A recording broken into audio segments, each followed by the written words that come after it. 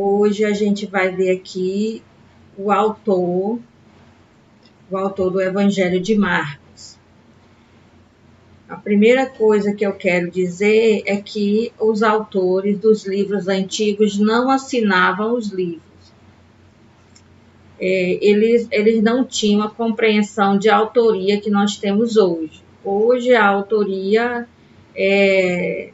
a obra literária é uma propriedade, como um carro, uma casa, qualquer outra coisa. E por isso quem a pega sem pedir permissão é igual a quem pega o carro do outro sem pedir permissão. É considerado roubo, né? Então, o plágio aí não é tão sancionado, dependendo do que seja. Pode ser uma coisa mais séria e pode ser só uma advertência, né? O pagamento de uma taxa. Pois bem, então, a tradição é que atribuía às obras a autoria.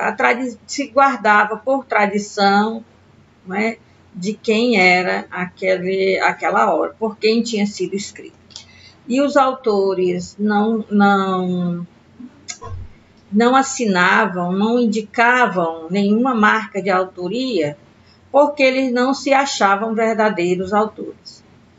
É claro que quando a gente faz qualquer trabalho, livro, artigo, a gente teve que ler muita gente, né? Ler, citar, pessoas são responsáveis pela ideia que a gente tem, pessoas nos inspiraram, às vezes professores e tudo mais. Então, na realidade, tem pouca coisa nossa mesmo, tem mais das pessoas do que nós. Eu acho que os antigos tinham mais razão, né?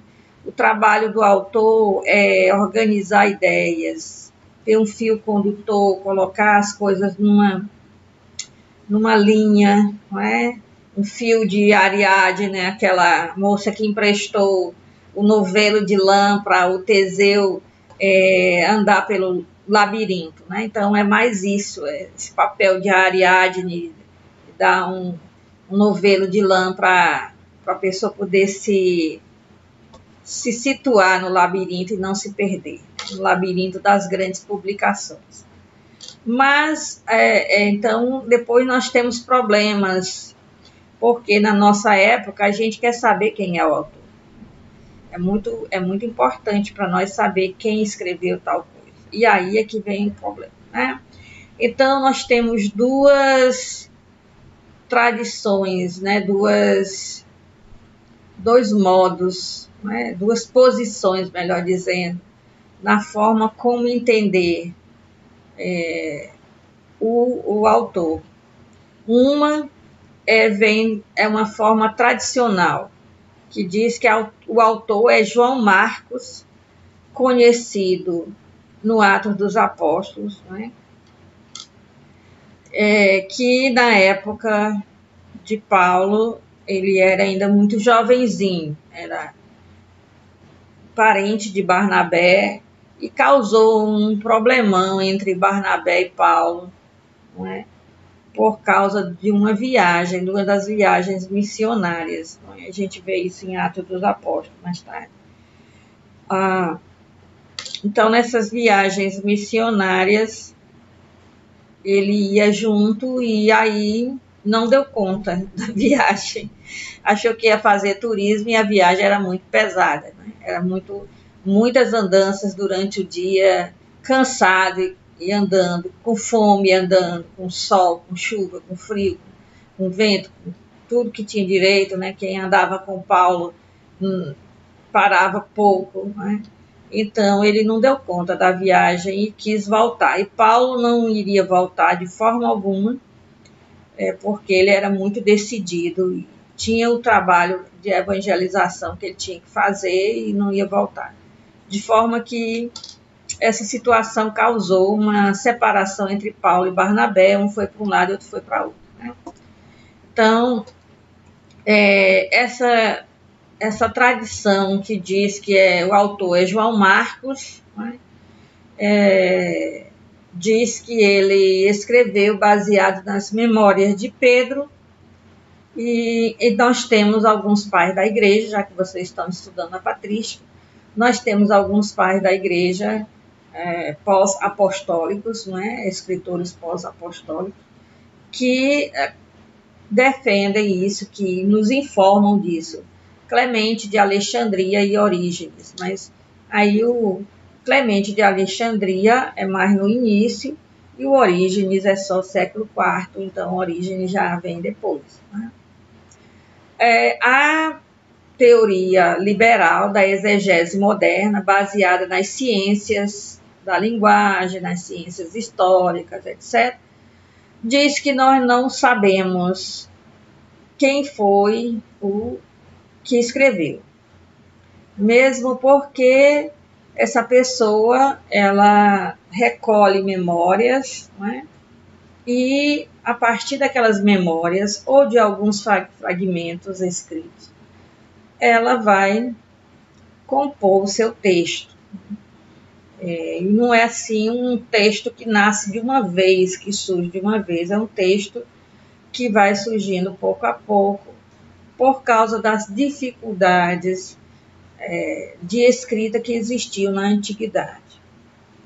Então, nós conservamos o nome que a tradição manteve, que é chamá-lo de Marcos, mas nós não sabemos se é o João Marcos, né? Nós não sabemos se foi baseado nas memórias de Pedro, e nós não sabemos se foi escrito em Roma, como antigamente era uma coisa certa, porque se a tradição da igreja diz, então ninguém questionava. Hoje em dia a gente sabe que a tradição, quando se trata dessas memórias assim, ela tem suas falhas. Mas ninguém vai duvidar de que alguma pessoa relacionada, né, com alguma convivência com um dos apóstolos pudesse ter escrito isso aí, né? É um autor, então, que a gente pode fazer um perfil dele. A partir do que ele escreve, a gente pode deduzir algumas coisas, mas nós não temos certeza. Então, quem segue só a tradição tem certeza absoluta, porque confia na tradição e não diz mais nada. Mas quem é da ciência prefere ser mais humilde e dizer: pelas ciências nós não podemos saber direito quem foi esse autor, por enquanto, a não ser que se encontre alguma coisa na arqueologia ou apareça algum dado mais forte a partir da filologia das ciências da linguagem, que possa dizer quem é, ou apareça um pergaminho antigo que tenha esse nome, etc. A gente tem que ver isso com uma certa humildade, dizer que não sabemos, né? Opa, passou demais. Então, o texto do Evangelho de Marcos, quando analisam a linguagem, as ciências da linguagem, diz que se mistura dois mundos, como é comum nos vários textos bíblicos, nos textos antigos. Tem o mundo da época de Jesus, que é o mundo narrado. Ele está falando sobre Jesus, só que é 50 anos depois, né? Então, esse mundo que é narrado é o mundo da Galileia e da Judéia. São as duas principais partes da terra de Israel. Então, é o mundo onde Jesus e os discípulos estavam concentrados a maioria do tempo, que é a Galileia, província da Galileia, e depois o grande bloco da morte de Jesus, que acontece na Judéia, que é o sul. A Galileia é o norte, do que hoje é a terra de Israel, e a Judéia é o sul. No meio tinha a Samaria, mas o Evangelho não trata nada da Samaria, né? Então, somente no Evangelho de João é que vai aparecer já alguma coisa de Jesus na Samaria, mas o Evangelho de Marcos não conhece esse tipo de coisa, tá? E aí nós temos misturado com esse mundo da narrativa, nós temos aí o mundo que é o Império Romano, o que acontecia na época do Império Romano. Dentro do Império Romano, a Ásia Menor, acontecimentos próprios da Ásia Menor e do Egito também. Então, no Egito havia uma grande colônia judaica, muito intelectual, desde o ano 200 a.C. Era em Alexandria, uma das cidades mais intelectuais da antiguidade, né, com uma grande biblioteca que foi destruída. Então, esses mundos vão estar interagindo, que é o mundo do autor, na época que ele escreve, misturado com o mundo lá, né, diferente, lá distante. Nós tivemos, há pouco tempo, eu falo, minha mãe é muito noveleira, né? Ela assiste tudo que é novela. E estava passando a novela nos tempos do imperador, acho que é isso. E era a história ambientada, né, lá no Brasil, do tempo de Dom Pedro II. Mas saiu coisa na novela que faz parte da nossa época. Algumas falas de personagem, né, são da nossa época. Tem um personagem corrupto que disse algumas frases que são comuns ao presidente da República atual. Então, isso aí saiu naquele personagem. Algumas falas contra a corrupção não são daquela época, são da agora. Então, os dois mundos estavam realmente misturados, porque é quase impossível que um autor não se deixe influenciar pelo momento que está vivendo, né? Então, a gente vai lendo e vai vendo isso, né, nos dois. Então, a quem foi destinado? Quem são os destinatários do Evangelho conforme Marcos? Então, a posição tradicional diz que foi ao público da cidade imperial de Roma, a capital imperial. Então, e aí, porque dizem que quem escreveu foi João Marcos, discípulo de Pedro, que estava com Pedro em Roma, né, até Pedro morrer. E as pessoas se baseiam nisso porque nós temos algumas coisas, a citação de expressões latinas, que estão aí, por exemplo, no 12:42, aqui em português, tem assim: então Jesus os chamou e disse: sabeis que os que são considerados chefes das nações as dominam, e os grandes impõem sua autoridade. No original há uma expressão em latim, né? No 15:16 também vai aparecer uma expressão em latim. Deixa eu ver como foi que citaram aqui. Os soldados levaram Jesus para dentro do pátio do pretório e chamaram toda a guarnição. Aí no pretório, né, tá, expressões em latim. Bom, então, acho que por isso tem Roma, né? Tem citação do nome de Rufus, que aparece na carta aos Romanos, está ligado à cidade de Roma, é um cristão ligado à cidade de Roma.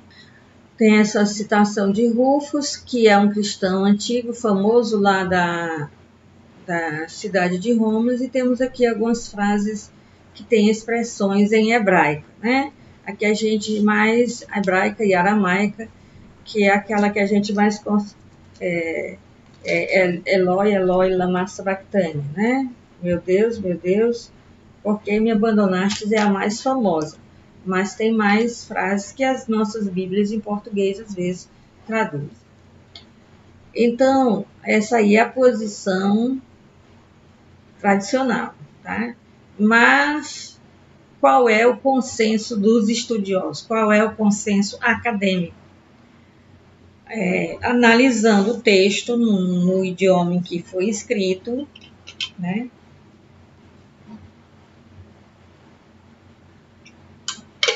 O texto de Marcos é o pior grego do Novo Testamento. Um estilo muito rude e erros na grafia, erros de ortografia, né? Vários erros que tem aí, frases truncadas, né? Então, Marcos foi escrito em grego pobre e temperado com essas inserções sintáticas e idiomáticas, latinas e semitas. Semitas quer dizer hebraico e aramaico, né? Então, Marcos tem um grego não muito bom, não era muito fluente no grego. É difícil de traduzir o Evangelho de Marcos. Ele é assim muito rude, né? Coloca expressões que não ficam bem. Os outros dois evangelhos, Mateus e Lucas, vão dar uma arrumada, vão ajeitar, né? E ele é cheio de expressões em latim e em hebraico e aramaico. Então, é muito mais fácil supor que ele tenha sido escrito na Palestina e não fora da Palestina. Ou naquela região ali, né, logo ao norte, em Antioquia, onde havia uma grande comunidade cristã. Quando destruíram o templo, os cristãos foram. Muitos foram para Antioquia. Foi um grande número de cristãos, porque era ali, logo do lado de Israel. A fronteira ali, Tiro, Sidônia, Damasco, já é fora de Israel e ainda é a Palestina, ainda é aquela região. E não é mais Israel, já é outro país, né? Bem ao norte. Então, os discípulos estavam muito envolvidos com a Galileia, né? São todos galileus. E então, ao voltarem para a sua terra após a ressurreição, eles podem ter ficado por ali, saído para evangelizar, e depois, quando destruíram o templo, ficou muito perigoso estar na terra de Israel, né? Não era visto com bons olhos. Roma, inclusive, no ano 134, proibiu qualquer judeu de ficar naquela região ali da Judéia ou da Galileia. Os judeus só podiam ficar na Decápole, que eram cidades gregas do outro lado do rio, do outro lado do Jordão, do outro lado do mar da Galileia. Então, eram cidades que estavam ali naquela mesma região, mas elas não pertenciam àquele povo. Então, ficaram em Séforis, em algumas outras cidades, mas não ficaram quietos, e não era muito saudável, era extremamente perigoso para quem é do judaísmo, quem é judeu, ficar na terra de Israel depois da destruição do templo, porque estava em meio a uma guerra, a uma grande rebelião dos judeus contra Roma. E então não sabemos aonde o livro foi escrito. Alguns dizem que foi no Egito, em Alexandria, e outros dizem que foi o Egito é o sul, outro diz que foi no norte, lá em Antioquia. Outros dizem que Marcos foi para a Ásia Menor, para aquelas comunidades que Barnabé e Paulo tinham fundado, né? Então, não sabemos. É isso que nós temos a dizer. Não há nada no Evangelho que mostre quem é o autor e quem são os destinatários. Então, os destinatários não são específicos, né? Pelo texto, não dá para dizer que são de Roma. Então, como é que a gente vai entender que tenha tantas expressões em, em latim e tenha tantas expressões. Eu vou até anotar aqui uma coisa. Vou procurar no Evangelho, no texto original, no idioma original, as expressões, tá? Para mostrar para vocês. Vou colocar aqui expressões semitas e latinas. Que aí eu coloco para vocês. Então, o que a gente vai pensar sobre isso? Não é? Então, nós temos aqueles dois momentos. Vou voltar aqui para a gente ver.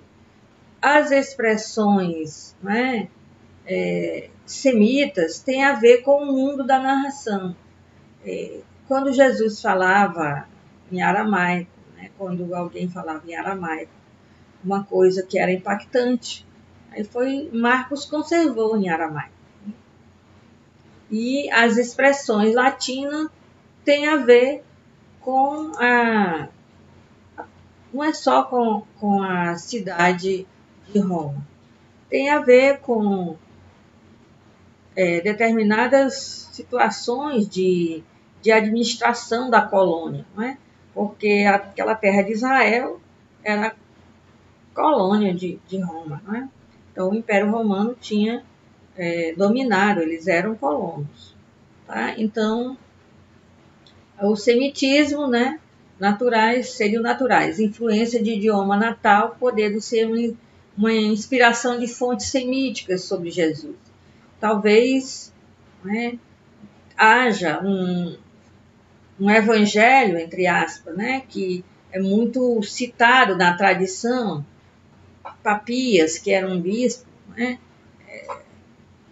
lá do início do cristianismo, ele fala que Mateus escreveu as palavras de Jesus em aramaico. Não chega a ser assim um evangelho, né, porque não tem as narrativas do que estava acontecendo. Tem só palavras soltas de Jesus. E que foi escrita em aramaico, né, porque vinham da memória, e aí eles se lembravam e escreviam. Esse texto não permaneceu até nós, porque esse evangelho aramaico de Mateus não foi copiado. Só veio até nós aquilo que foi copiado durante todos esses séculos aí, os 2000 anos de cristianismo. Ou pelo menos 1500 anos de cristianismo, até inventarem a imprensa. E por que não foi copiado? Porque quase ninguém sabe aramaico. Era só o pessoal ali da Galileia. Então, se vai divulgar as palavras de Jesus, tem que escrever num idioma que as pessoas saibam ler e escrever. Então, tem que ser o idioma oficial do Império, que é o grego. Não é o latim, é o grego. Bom, então, e os termos latinos, né? O que estão fazendo nesse evangelho? Então, eles estão dentro da esfera militar, jurídica, econômica, né? Expressões de onde é que fica digamos assim, a praça, como é que chamava, meu Deus? Bom, mas o mercado, onde é que está o empório? Não é? Coisas assim que permaneceram, apesar do latim não ser o idioma oficial, mas tinha expressões técnicas, nome de repartições públicas, né? Coisas do exército, né? Coisas da economia, tinham frases ou palavras em latim. E aí são esses tipos de vocabulário em latim que aparece em Marcos, né? Como a gente viu aí a palavra pretório. Escrito está em latim, pretorium, né? Então, é o lugar lá onde o Pôncio Pilatos ficava.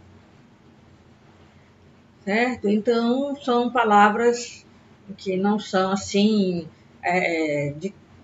de dizer que quem escreveu aquilo ali está em Roma. Não é isso. De dizer que quem escreveu aquilo ali está numa colônia, pertence ao Império Romano. Tem algumas expressões que são em latim.